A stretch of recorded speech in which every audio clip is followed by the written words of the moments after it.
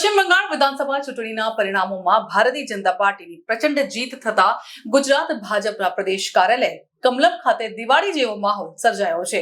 કાર્યકરોએ ફટાકડા ફોડી અને ઝાલમુડી ખાઈને વિજયના વધામણા કર્યા હતા। આ પ્રસંગે મુખ્યમંત્રી ભૂપેન્દ્ર પટેલ તથા નાયબ મુખ્યમંત્રી હર્ષ સંઘવી અને પ્રદેશ ભાજપ પ્રમુખ જગદીશ વિશ્વકર્માએ બંગાળની જનતાને અભિનંદન પાઠવતા મહત્વના નિવેદનો આપ્યા હતા।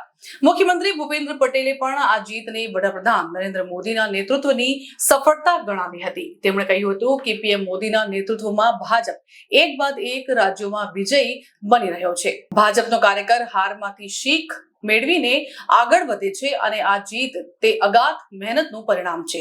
નાયબ મુખ્યમંત્રી હર્ષ સંઘવીએ બંગાળની જીતને ઐતિહાસિક ગણાવતા કહ્યું હતું કે બંગાળના લોકોને વર્ષોના જંગલરાજ અને હિંસામાંથી મુક્તિ મળી છે। હવે બંગાળના તમામ વિસ્તારોમાં વિકાસની ગતિ તેજ થશે અને યુવાનોને પોતાના જ રાજ્યમાં રોજગારીની નવી તકો મળશે। બંગાળની જનતાને હવે પોતાની જનહિતકારી સરકાર અને મજબૂત નેતાઓ મળ્યા છે।